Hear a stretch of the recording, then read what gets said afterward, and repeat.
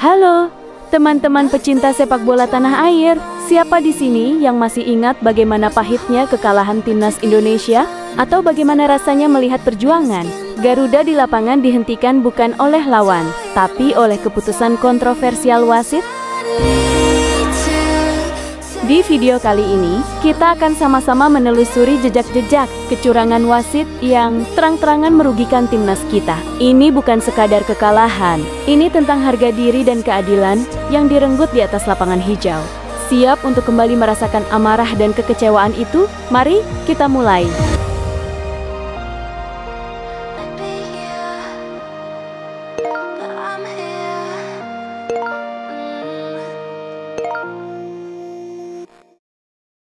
Timnas U23 Indonesia vs Qatar. Ini adalah pertandingan yang membuat kita semua geram. Wasit Nasrullah Kabirov dari Tajikistan menjadi sorotan utama. Rizky Ridho dianggap melanggar pemain Qatar di dalam kotak penalti. Meski sudah menganalisa layar VAR, wasit tetap memberikan hadiah tendangan penalti untuk Qatar. Abdurrahman, umpan panjang. Oh, hati-hati Rizky Ridho. Pelanggaran sudah tadi dilakukan. Oh, ini harus hati-hati. Checking. Semoga saja dianggap pergerakan kibasan tangan dari Rizky Ridho adalah sebuah pelanggaran tadi. Betul. Keputusan. Mendapatkan kartu kuning Ali Syabah. Nando Ari Sutaryadi. Tidak hanya penalti keputusan kontroversial pada laga ini. Pada awal babak kedua, Iver Jenner dianggap melakukan pelanggaran keras kepada pemain Qatar hingga diganjar kartu kuning kedua oleh wasit Kabirov dan diusir dari lapangan pertandingan. Selamat di Qatar, stadion yang tentu saja pernah menjadi ajang pertandingan Indonesia melawan Australia di babak 16 besar Piala Asia, di mana saat itu Indonesia kalah. Oh, Iver Jenner kartu kuning berarti kartu merah, Bung Maruf. Iya. Oh, Indonesia harus bermain dengan 10 pemain di awal-awal babak kedua karena Jenner kembali mendapatkan kartu kuning. Dan Indonesia harus bermain 10 orang. Ya, sebuah kerugian yang sangat besar, Bung Maruf. Karena yang diberikan oleh Qatar juga kita lihat di sini sebenarnya. Kita lihat apa yang terjadi ya. Keputusan kartu merah untuk Iver Jenner dan penalti kontroversial untuk Qatar membuat kita merasa bahwa wasit sudah punya paket untuk menggagalkan timnas. Aksi protes resmi PSSI ke AFC pun tidak bisa mengembalikan poin berharga yang hilang. Drama berlanjut di babak semifinal. Wasit Shen In-hao dari Tiongkok yang memimpin laga Indonesia melawan Uzbekistan juga mengambil beberapa keputusan yang merugikan. Momen yang paling diingat adalah saat gol Muhammad Ferrari dianulir karena dianggap offside setelah tinjauan VAR. Padahal tayangan ulang menunjukkan posisi yang sangat tipis. Angkat langsung di kotak penalti. Ditinju tadi. Suntikan. Ferrari. Alhamdulillah. Ferrari menciptakan gol. Silang. Arahan Pratama terjadi kemelut dan jatuh di kaki Ramadan. Ya, offside. Offside. Ya, karena kalau kita lihat offside. Belum lagi kartu merah untuk Rizky Ridho yang membuat timnas harus bermain dengan 10 orang. Pada Abdul Rauf, kini Jalolidinov. Kena melihat pemain Uzbekistan Jalolidinov masih tergeletak. Terjasur back Jalolidinov. Pemain juga terlihat pelanggaran. Sengaja ya, ya kartu merah nampaknya buat Rizky Ridho. Memang dianggap untuk melakukan pelanggaran dengan sengaja tadi Rizky Ridho. Ya sulit untuk bisa mengelak karena wasit melihat. Keputusan ini jelas membuyarkan fokus para pemain. Perjalanan timnas U23 untuk bisa lolos ke Olimpiade harus berakhir tragis di tangan wasit Francois Letexier dari Prancis. Di pertandingan krusial melawan Gini, wasit ini memberikan 2 penalti yang sangat meragukan. Penalti pertama Pelanggaran yang dilakukan Witan Sulaiman jelas-jelas terjadi di luar kotak penalti. Namun, wasit tetap menunjuk titik putih. Bahaya, umpan yang sangat. Apakah penalti? Jelas penalti. Witan Sulaiman tadi meskipun terlihat tidak sengaja tapi melakukan pelanggaran, Bung Maruf. Iya, di kotak penalti sehingga wasit langsung menunjuk titik putih, tidak ada keraguan sama sekali. Dan sebuah keputusan yang sangat cepat, counter 3 lawan 2 memang. Serangan balik yang sangat cepat menyisakan 2 pemain Indonesia, Witan Sulaiman dan Bagas.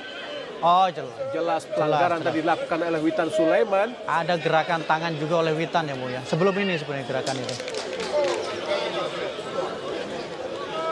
Dan hadiah penalti diberikan wasit Francois Letexia dari Prancis. Semoga saja Hernando Ari Sutaryadi mampu mematahkan tendangan penalti yang akan dilakukan oleh nomor punggung 10 yaitu Ilaix Moriba. Pemain asal Getafe ini, Bung Maruf. Betul, pemain Getafe dan pernah perkuat Leipzig juga. Tentu saja Hernando Ari Sutaryadi sudah beberapa kali memperlihatkan kepiawaiannya untuk menahan tendangan penalti. Semoga saja kali ini juga mampu untuk menahan tendangan penalti dari Ilaix. Hernando Ari di bawah dukungan para supporter Indonesia. Oh, sangat mudah tadi Bung Maruf untuk bisa menaklukkan Hernando Ari Sutaryadi sekaligus membawa keunggulan sementara Guinea atas Indonesia 1-0 lewat tendangan penalti dari Ilaix tadi, Bung Maruf. Iya, sebuah tendangan penalti yang sangat dingin, tendangan penalti yang sangat bagus dan kemudian bagaimana memang mengarah ke tengah, tidak bisa diantisipasi dengan baik oleh penjaga gawang dari Indonesia Hernando tadi. Hernando jatuh ke kiri, sementara bola ditempatkan di tengah, keras menghujam gawang dari Indonesia. Eksekusi yang sangat tenang dilakukan oleh Ilaix membuat Hernando Ari Sutaryadi salah untuk mengantisipasi.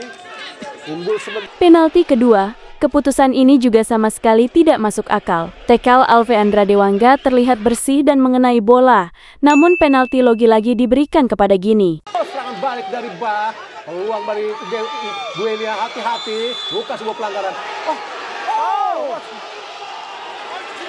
Kembali penalti.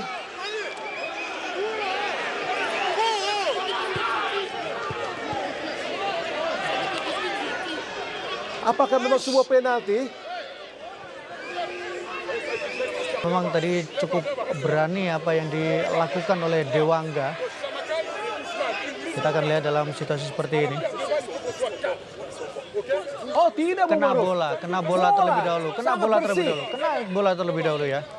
Bola terlebih dahulu. Sangat baik. Bukan sebuah penalti. Yang jelas itu bukan sebuah penalti, Bung Maruf. Iya, kalau kita lihat dari review belakang tadi, kaki dari Dewangga mengenai bola terlebih dahulu. Kali ini Bah, Hernando berhadapan dengan Bah.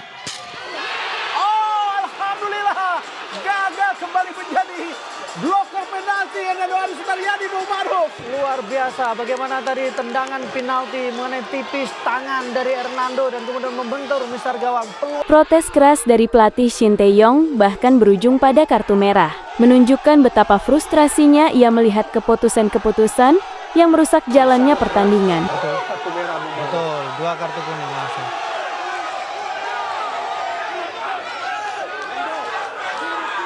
Jika kita melihat dengan tayangan ulang, jelas itu sebuah tackle yang bersih ya, karena mengenai bola terlebih dahulu ya. Jadi kaki itu mengenai bola terlebih dahulu. Sebuah langkah yang cukup tepat sebenarnya kalau kita lihat dari satu sisi tadi di belakang. Kecewaan yang sangat. Bahkan di ajang sekelas kualifikasi Piala Dunia, timnas kita tidak luput dari ketidakadilan saat menghadapi Bahrain. Wasit Ahmed Alkoff dari Oman menjadi buah bibir. Setidaknya ada 3 ketidakadilan pada laga ini. Tidak memberikan tendangan bebas kepada timnas Indonesia. Di babak kedua, Wasit seharusnya memberikan tendangan bebas kepada timnas Indonesia, mengingat Rafael Struijk dilanggar pemain belakang lawan tepat di depan kotak terlarang. Namun, wasit Ahmed Alkaf justru memberikan drop ball kepada timnas Indonesia. Alasannya, bola mengenai dirinya sehingga timnas Indonesia kehilangan kesempatan untuk berbalik unggul 2-1 atas Bahrain. Rafael Struijk angkat langsung di kotak penalti. Masih Rafael. Tom Haye, oh tendangan bebas Bung Maru, pelanggaran jelas. Waktu tambahan yang melebihi batas, keputusan wasit untuk membiarkan injury time berjalan melebihi batas yang seharusnya, membuat Bahrain berhasil mencetak gol penyama kedudukan di menit ke-90+9. Padahal selama injury time berlangsung, tidak ada waktu yang terbuang. Maidan belum selesai, Marhun. Oh, harus belum selesai. Kedua, harus hati-hati Indonesia, lakukan sudah tinggi di tengah, berbahaya.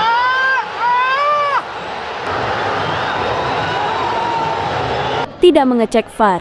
Setelah Bahrain mencetak gol penyama kedudukan, wasit sejatinya bisa mengecek VAR apakah gol yang dibuat Mohamed Marhun sah atau tidak. Sebab, sebelum Mohamed Marhun menerima bola, terlihat jelas bahwa penyerang nomor 9 Bahrain, Hussein Abdul Karim, terjebak offside. Alhasil, skor akhir tidak berubah. Sama kuat 2-2.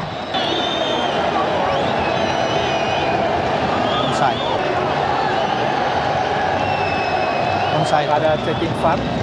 Agak.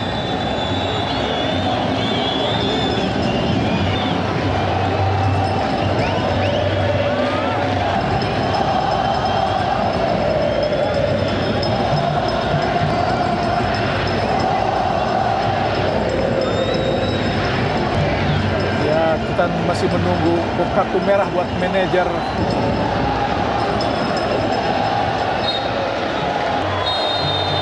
Dan wasit telah meniup fluid panjang. Tanda berarti keputusan ini tidak hanya merugikan, tetapi juga sangat fatal karena membuat timnas kehilangan poin yang sangat penting. PSSI langsung mengambil langkah dengan mengajukan protes resmi kepada FIFA dan AFC, menunjukkan keseriusan kita dalam melawan keputusan-keputusan yang tidak adil. Tidak nyaman untuk Indonesia tentu saja, dan kita lihat bagaimana protes yang luar biasa yang dilakukan oleh Ilgers. Sang Oman ini memang berat sebelah. Sudah banyak media yang mengatakan bahwa hati-hati dengan wasit ini. Ya. Tapi apapun itu, kita harus melihat bahwa semua keputusan harus memang patuh dengan apa yang dilakukan oleh wasit. Iya, sebenarnya.